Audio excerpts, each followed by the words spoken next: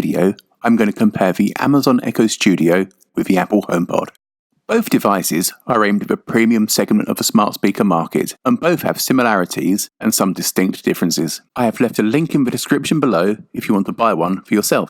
Both devices are significantly bigger than your standard smart home devices, such as the Echo or Google Home, with the Echo Studio being the bigger of the two.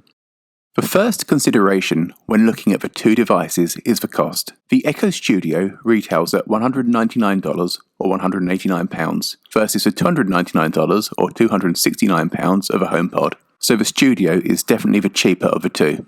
Amazon will also let you buy the Studio with 5 interest-free payments. If you are a Prime subscriber, Amazon won't run a credit check. In the UK, this works out at £38 a month over 5 months. After taking the cost into account, the most important factor is the ecosystem. You have to have an Apple device to set up and run the HomePod. If you don't have an Apple device, don't consider getting the HomePod, as you won't be able to use it. On the other hand, you can use the Echo Studio if you have an Apple device or have an Android device. Another consideration is the music service you subscribe to. If you have a HomePod, the only music service you can control with your voice is Apple Music. The only way to play music through another service is by playing the song you want on your Apple device and then using AirPlay. On the other hand, you can use multiple music services on the HomePod, including Amazon Music, Spotify, and even Apple Music. I have to say that music sounds great on both devices. I will put a sound test at the end of this video, however the test doesn't do either device justice. I honestly don't think you will be disappointed with either device. However, some of Amazon's HD music and their new 3D soundtracks are particularly impressive. If you get the opportunity, I recommend you listen to Rey's theme from Star Wars. This track has been mastered in 3D and sounds absolutely amazing. Both devices can be combined with a second unit for true stereo sound. The Studio can also be combined with the Echo Sub for extra bass. Just be prepared to take a hit on your wallet. From a connectivity point of view, you can use AirPlay with a HomePod to play sounds and music from your device. You can also connect the HomePod to an Apple TV and use a HomePod as a speaker when watching films and TV shows, or even YouTube. The Studio can connect to the Fire TV for watching films, programs, and it can even play films in Dolby Atmos thanks to its top-firing speaker. The Studio also supports Bluetooth and even has an optical and 3.5mm jack, so in theory, you can use a Studio as a soundbar. If you have a cheap soundbar, I expect the Studio will sound much better, and it will definitely sound better than the speakers that came with your TV. I'm sure most of you know how the devices work as smart assistants by now. Both devices will let you set reminders, turn lights on and off, etc. However, Siri is still Siri, and I personally find that the Amazon Echo devices can do far more. So what are my recommendations? Well, if you are into the Apple ecosystem, subscribe to Apple Music, and have an Apple TV, sure, go for the HomePod. It's a great device. However, for most of you, the Studio is a better choice. It can still play Apple Music if you subscribe and can do far more. I would love to know what device you prefer in the comments below, so be sure to let me know. If you found this video useful, please give it a thumbs up and subscribe if you would like to see more. Don't forget to check out the product links in the description below. I've left a sound test at the end of this video. Thanks for watching. Bye. All of the music you're about to hear comes from a service I subscribe to called Epidemic Sounds. Epidemic Sounds lets you use its music and sound effects on your videos for a fixed monthly fee.